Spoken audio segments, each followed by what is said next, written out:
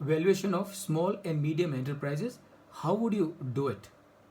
How it is different with your normal valuation? Remember, ultimately, a medium or small enterprise is also an enterprise, like any other enterprise. So therefore, are there big differences between a big enterprise valuation or the small and medium enterprise valuation? Principally, not much. So number one, not significantly different from any other big enterprise as far as principles are concerned. That is number one that you remember. Number two, DCM method can be used conveniently. And friends, you would have noticed I have been highlighting from the very beginning, everything else is fine, but nothing to beat discounted cash flow method. Whenever and wherever you have to do a valuation, if it is possible for you to do the valuation using the discounted cash flow method, I would very strongly recommend use the discounted cash flow method. Only thing you must ensure that the set of assumptions that you have made for making the financial projections must be as precise, as accurate as possible. Because if you make a mistake in your assumptions, you will make a mistake in your financial projections. If you make a mistake in your financial projections, remember you will definitely make a mistake in your valuations. That is what you need to remember. So in case of a medium or small enterprise, you can use the discounted cash flow method for arriving at the valuation of this entity.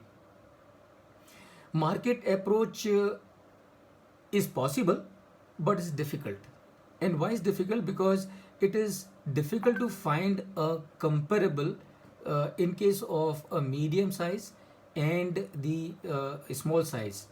And why finding out comparable is different? Because as Venkat did mention in the beginning, these small and medium enterprises invariably, generally, are either a proprietary concern or a partnership or an LLP.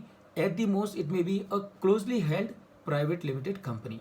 And therefore, information about a similar kind of enterprise may not be available in the public domain, and therefore doing the valuation on the market approach basis may be a challenge. I'm not saying it's not possible, it may be a challenge.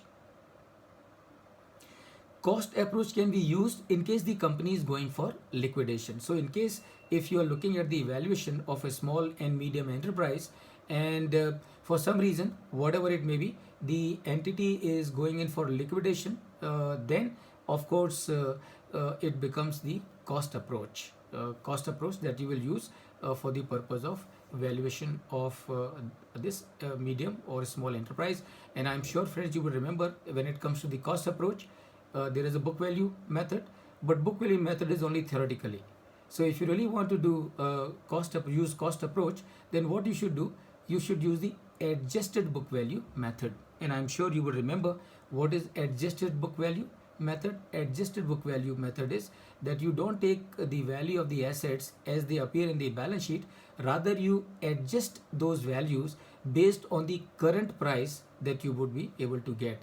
And what all you also need to do when you're doing a valuation of a business on cost basis, never to forget, deduct the expenses that you will incur in realization of those assets. And this is how friends you will do the valuation of a small and medium enterprise.